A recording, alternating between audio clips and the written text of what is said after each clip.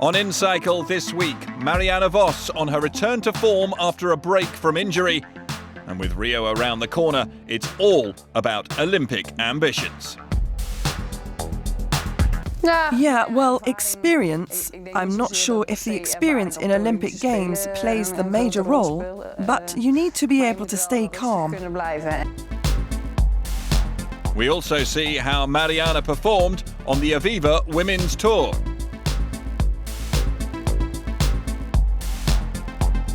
South Africa's Daryl Impey talks about the rise of his team, Orica-GreenEdge, and the pride of wearing his national jersey. It definitely opened up my eyes to see that I can help a Grand Tour winner one day. But first, we're in Luxembourg with Bob Jungels to talk about his remarkable Giro campaign.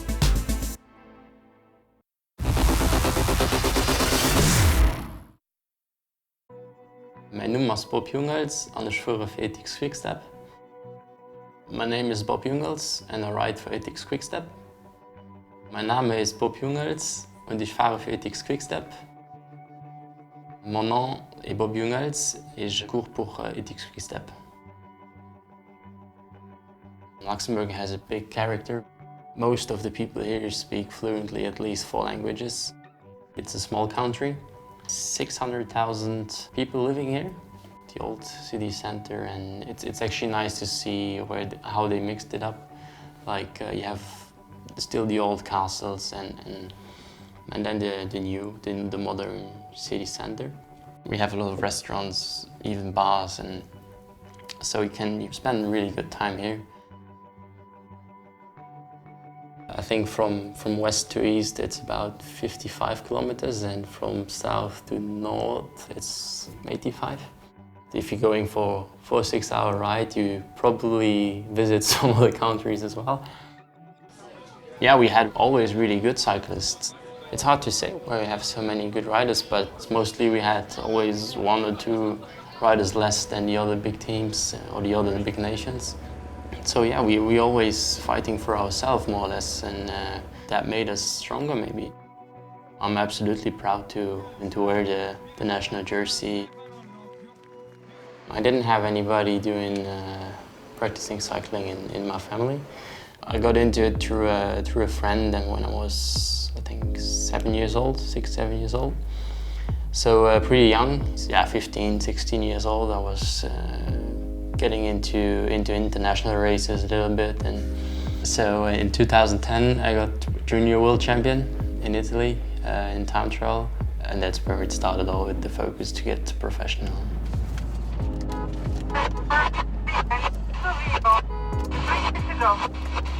Ale guarda, Ulissi drop ste yard mode 1.8 flat. Dai, respira, tranquillo, prendine un'altra, dai. Vedrai che ti passa. The first time I had Brahma behind me in the car was now in Romandy, I think, during the time trial, which was quite funny when he starts, give me more.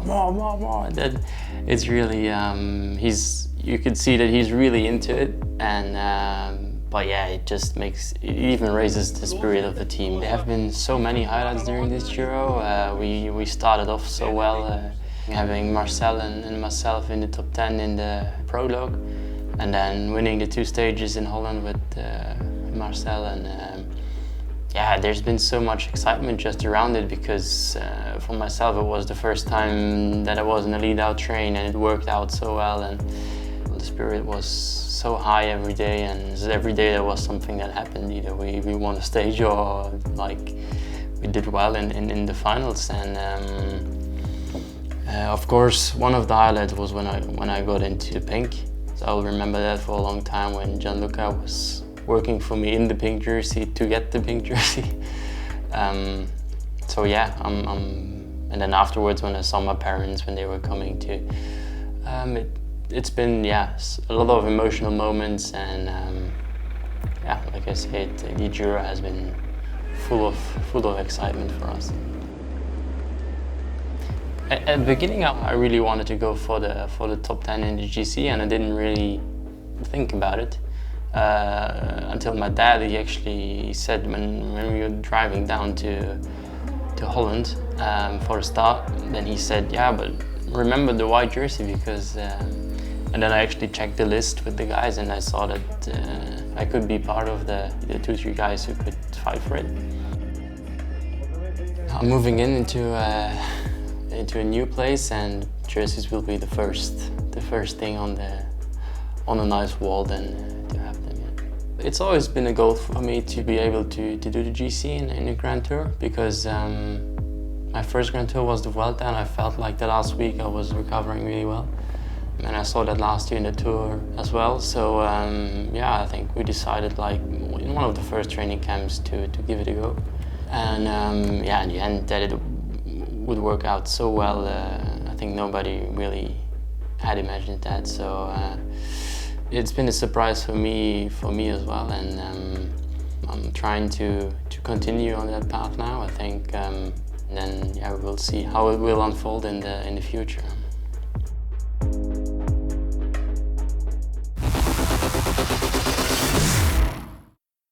Over 10 glittering years, Mariana Voss has cemented her status as a once-in-a-generation rider.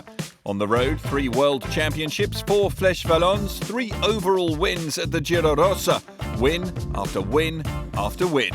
Add to those stellar careers on the track, mountain bike and most of all in cyclocross, Voss is already one of the finest riders of the 21st century. But how does this great champion view herself? It's always hard to say yourself what kind of person you are. But I think in daily life I'm quite calm, but also quite driven in what I do. Whatever I do, I want to do right. I'm quite a perfectionist in that. But I also like to relax and have fun. 2015, however, was not a lot of fun for the 29-year-old. A season ravaged by chronic fatigue suggested Voss's desire to compete on all fronts had finally caught up with her. For the woman so used to winning, not even being able to ride was a massive shock. It was a hard year. I didn't cycle for a long time. I started again last November to build it up. It went well, but was also hard at times. You need to stay patient and take things as they come. And build up step by step.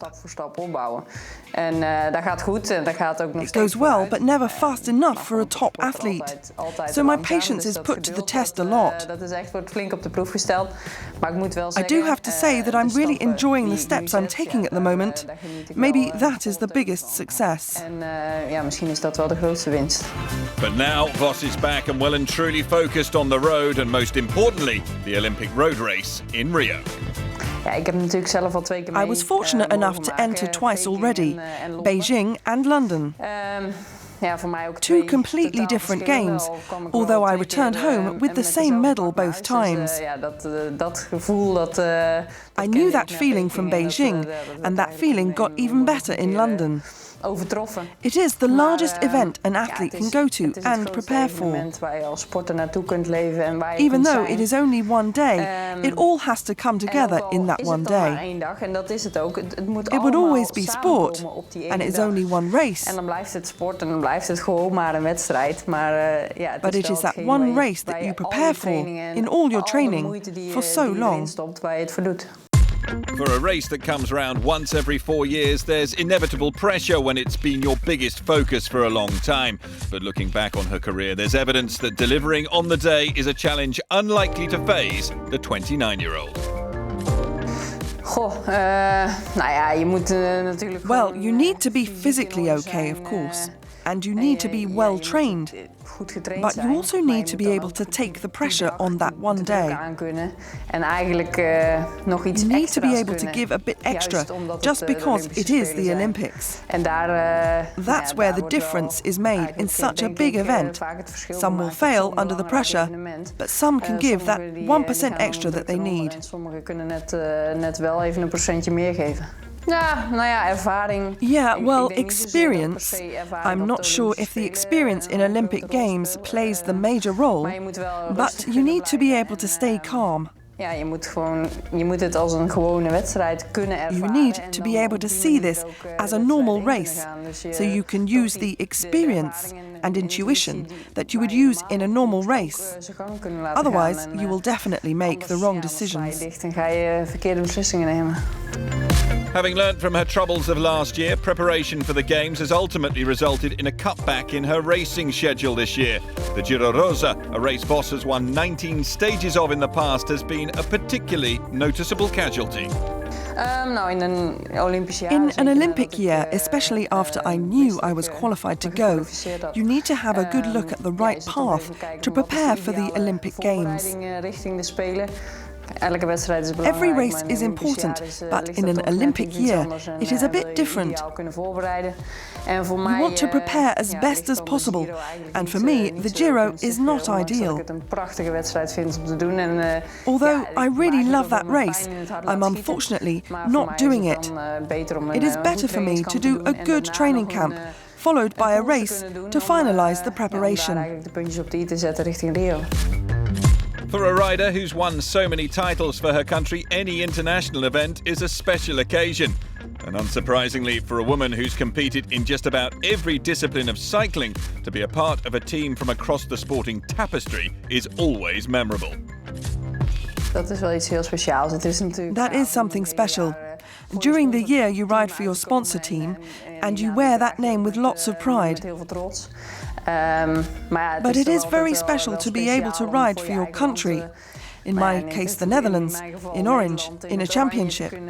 World championships are special, but in the Olympics, you deal with many different athletes from different disciplines. You really are there as part of Team NL.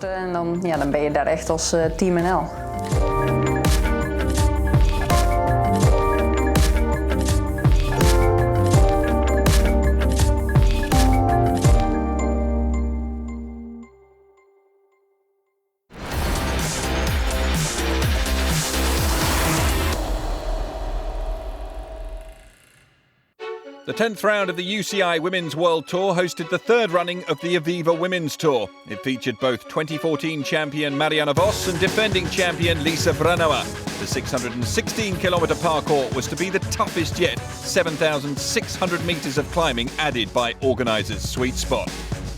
When Sidelines Pro Cycling's Alison Tetrick broke away with 20k remaining of stage one, it looked like the sprinters had been outfoxed, but that all changed inside the final kilometre. Well, 100 metres to go, and there are the peloton round the corner, and leading it out is Majuras, the Luxembourger, who's just ahead of Vos, and they've got round Tetrick, and the line comes for Majuras to take the victory from Vos, and in third place Bronzini, the Italian. Bols Dolman's Christine Majerus claiming victory and the overall lead. A rain-soaked stage 2 caused havoc within the peloton over the 140 kilometres to Stratford-upon-Avon, the longest stage of the race. Double junior world champion Amelie Dideriksen and Polish national champion Małgorzata Jasinka got off the front with 30k to go, building up a lead of almost a minute before the group sprang into action late on. Coming up now to the closing stages, and it's Brennauer that's right in the mix and gritting her teeth and looking for the victory, but there's a challenge coming on the right, and who is this going to be that's going to take it on the line? Looks like Amy Peters may have got it. Oh, it was almost a blanket finish. The arm was raised by Amy Peters. Mariana Voss missed out on the stage win, finishing third on the line, but with the bonus points moved up into first place in the overall classification and the yellow jersey, just 3 seconds ahead of Majerus.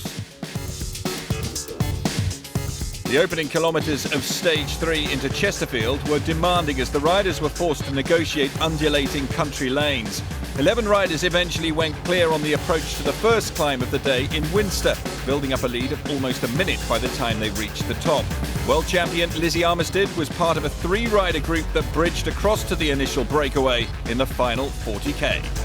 Here we go then. Armistead now beginning to apply the pressure, and it's Armistead beginning to try and go clear of the rest, and she is going clear of the rest. Coming up to the line, Armistead is going to win stage 3 here in Chesterfield at the Aviva Women's Tour, and how important is that? Armistead then into yellow. Mariana Voss down to 5th, and the defending champion Brennauer in 9th.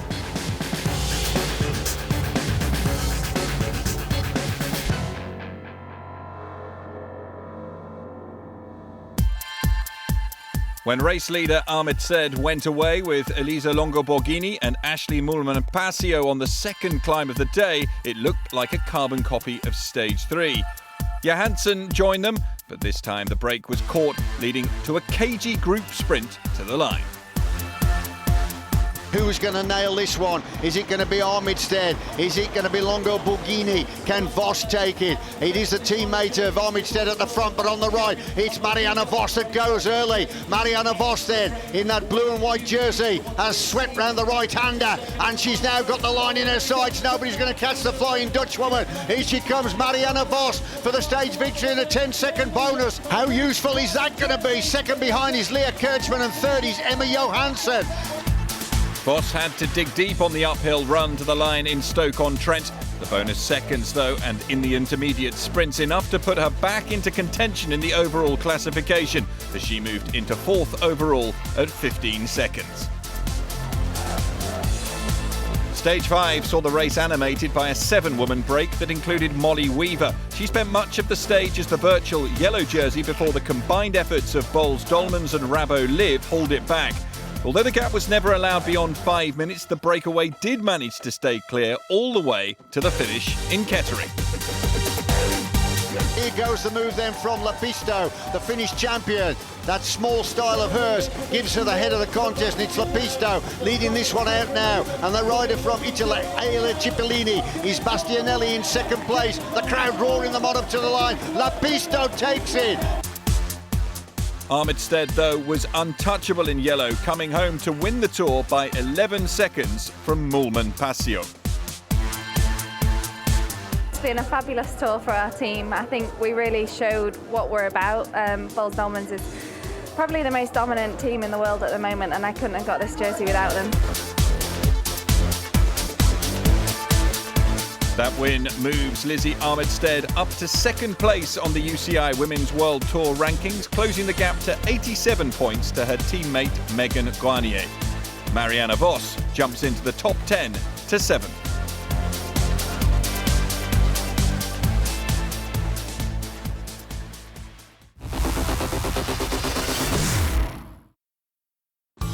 Since its inception in 2011, Team Orica-GreenEdge has gone from strength to strength, with the team's riders having worn the leader's jersey from all 3 Grand Tours. Starting its life as a group of friends riding together, one rider who's been on the Australian team's roster since its humble beginnings and has seen this rise is South African Daryl Impey. When the team started was pretty much a bunch of mates who started out racing bikes together, and that was obviously the goals of achieving big successes, but with the core part of the team being that you got to be friends before you can actually commit to each other 100%. So that's kind of been the team ethos from day one, and I think that's kind of just developed and kind of been bred into everyone that's new that's coming to the team as well. They're quite shocked at what a big influence being teammates is in the teams. The team has quickly established itself as a crowd favourite for their characters off the bike and their performances on it, Impey himself claiming the yellow jersey on stage 6 of the 2013 Tour de France. Proud moment. It's definitely the biggest thing I've done in cycling, and to make your mark in history for South Africa and Africa as a whole was massive. Seeing the response back home and seeing how everyone got behind it, even in the team and worldwide actually, it was, you can see how special it actually really is.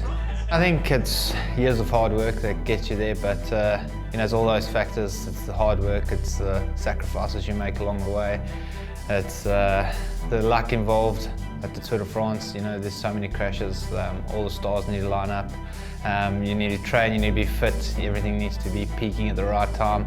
So all those factors coming in as one, and that kind of makes that result, the end result, of having the yellow jersey.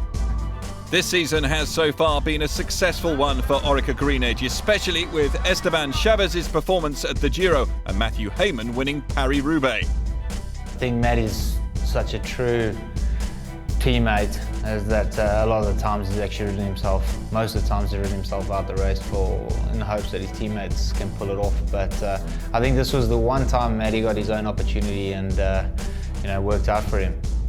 Obviously Chavez is young and ambitious, and he came to the team and he kind of couldn't even lift his arm when we signed him. So, but there was a lot of belief in the team from the team's perspective that he was going to be successful. And after a year or so, he had already won his first race with us, and just his attitude, I think he brings out a lot of good in the guys. He's really grounded. I think he's one of the normal GC guys. Actually, I think he's actually probably the only normal GC guy out there. He's a guy that can have a lot of fun, but he's a guy who works hard. It was kind of uncharted territory for us, but it made everyone lift their game, that's for sure. And it definitely opened up my eyes to see that I can help a Grand Tour winner one day. And I believe Chavez is probably our man for that. As well as his efforts for Orica-GreenEdge, Impey is proud to represent his country, having been crowned national time trial champion a staggering 5 times. And this summer will see him travel to Rio for his 2nd Olympic Games. To wear the South African jersey at races like the Tour de France and things of that magnitude, it's pretty special. It's just a nice way to kind of put South Africa on the map, and I think as well to motivate the young guys. I had goosebumps for the first 50 Ks in London. It was a magical moment, because you also know that you may never ever be here again. You may never ever go to the Olympics again. So, well, it's a completely different dynamic there. You've got teams with maximum of 5 riders. It's harder to control. There's more opportunities, I'd say, for everybody that goes there, because it's so less predictable. And going to the Olympics, it happens every 4 years. It's a special moment. You're there with the world's best athletes. There's no other place you can do that. And to put on the South African colours and to try and go for a medal, say for Louis Monkeys, who I believe is probably our best bet in the race. To support him, and I think we've got really good chances here. That's it for this week. Join us next time. But until then, keep up to date with us on social media.